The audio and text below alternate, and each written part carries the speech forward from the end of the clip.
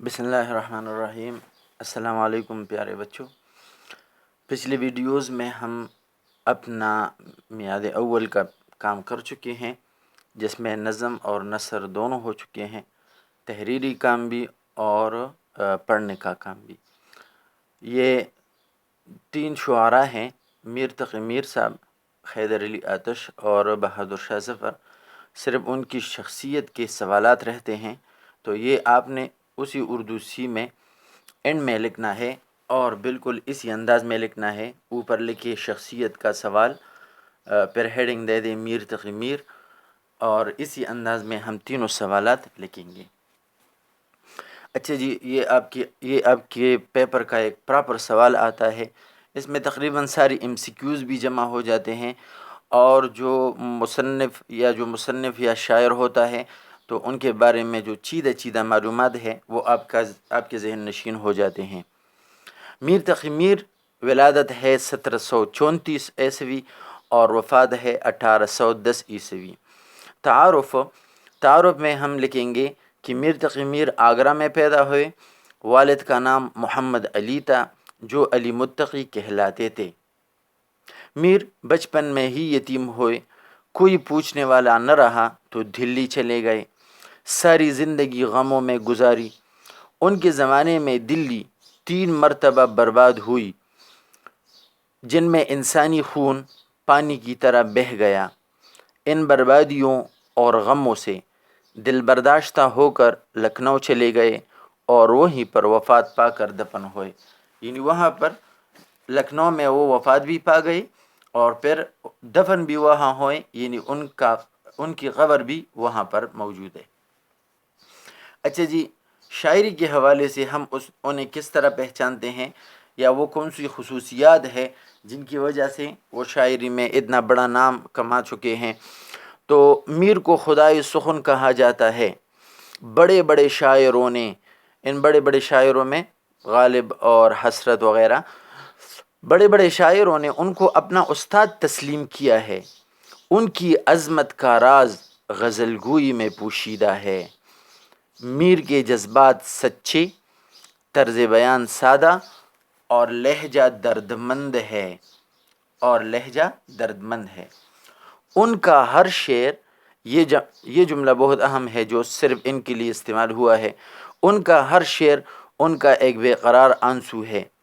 وہ شاعری میں صرف جذبات سے کام نہیں لیتے، بلکہ حقیقت پسندی بھی ان کے کلام کی جان ہے۔ دلی کے تباہی کے مناظر ان کی شاعری میں صاف دکھائی دیتے ہیں۔ میر کی بحر مترنم اور شیریں ہوتی ہے۔ بول چال کا انداز ان کے کلام میں نیا لطف پیدا کر دیتا ہے۔ خوبصورت تشبیہات کے استعمال پر میر کو پوری قدرت حاصل ہے۔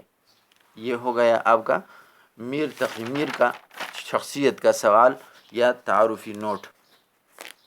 اس کے بعد آپ نے نیکسٹ پیج پر لکھنا ہے، اسی طرح اوپر ہیڈنگ دے دیں شخصیت کا سوال، پھر نام لکھے خواجہ حیدر علی آتش، ولادت 1764، وفات 1846 عیسوی۔ تعارف میں ہم لکھیں گے کہ حیدر علی آتش فیض آباد میں پیدا ہوئے، زندگی کا زیادہ دورانیہ لکھنؤ میں گزارا۔ انہیں دبستان لکھنؤ کا نمائندہ شاعر کہا جاتا ہے۔ یہ آپ کا بڑا اہم ایم سی کیوز ہے کہ انہیں دبستان لکھنؤ کا نمائندہ شاعر کہا جاتا ہے۔ وہ غلام حمدانی مذہبی کے شاگرد تھے۔ ان کے کلام میں آزاد خیالی، قلندری اور آتش بیانی کی خصوصیت پائی جاتی ہے۔ انہیں حسن و عشق کی باتوں کو لکھنوی انداز میں بیان کرنے کا فن خوب آتا ہے۔ شاعرانہ خصوصیات ان کی کیا ہے؟ آتش کی زبان صاف، سادہ اور سلیس ہے۔ اشعار کی بندش چست اور مضامین شوخ ہیں۔ اپنے کلام میں تشبیہات و استعارات کا مہارت سے استعمال کیا ہے۔ صوفیانہ روایت انہیں ورثے میں ملی تھی، جس کی عکاسی غزلوں میں خوب مل جاتی ہے۔ ان کے کلام سے کسی قسم کی مایوسی کا احساس نہیں ہوتا، یعنی جس طرح میر تقی میر کی شاعری میں ہوتا ہے، بلکہ طبیعت میں شگفتگی اور مسرت پیدا ہوتی ہے۔ کیوں؟ اس کی وجہ کیا ہے؟ دراصل انہیں عود کے نواب سے وظیفہ ملتا تھا جس سے وہ قناعت کے ساتھ زندگی بسر کرتے تھے۔ انہوں نے غزل میں 2 دیوان لکھے اور لکھنؤ میں وفات پائی، یعنی وہاں وفات پائی لکھنؤ میں، تو ظاہر ہے کہ وہیں پر ان کی قبر بھی ہے۔ اچھا جی، یہ تیسرے صاحب جو ہمارے پاس ہیں، جو ہم پڑھ چکے ہیں، تو وہ ہے شخصیت کا سوال، جناب بہادر شاہ ظفر۔ بہادر شاہ ظفر پیدا ہوئے 1775 کو اور وفات پا چکے ہیں 1862 کو۔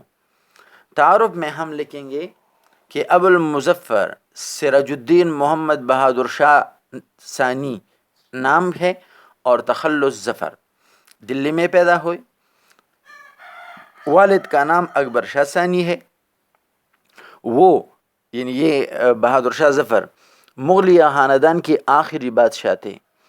بہادر شاہ ظفر کی آباء و اجداد، یعنی یہ جو ہمایون بادشاہ اور اکبر بادشاہ اور شاہ جہان اور اورنگزیب وغیرہ، ان کی آباء و اجداد پورے بر صغیر کے حکمران تھے، لیکن بہادر شاہ ظفر کی تخت نشینی کے وقت بادشاہت صرف دلی کے لال قلعے تک محدود ہو کر رہ گئی تھی۔ 1857 کو انگریزوں نے بہادر شاہ کو گرفتار کر کے برما کے شہر رنگون میں قید کر دیا اور وہیں پر ہی وفات پائی۔ شاعری کے حوالے سے یہ ایک حقیقت ہے کہ بہادر شاہ ظفر کے اشعار سے ان کے جگر کا خون ٹپکتا ہے۔ اب یہ جملہ یہ صرف بہادر شاہ کے لیے استعمال ہوا ہے، تو یہ MCQs آپ نے ذہن نشین رکھنا ہے۔ سیاسی انتشار اور اقتصادی بدحالی کے سبب ان کی شاعری احساس محرومی، مایوسی، دنیا کی بے ثباتی اور سوز و گداز کی ایک مکمل تصویر پیش کرتی ہے۔ ظفر نے اخلاقی مضامین اور صوفیانہ خیالات بھی خوب بیان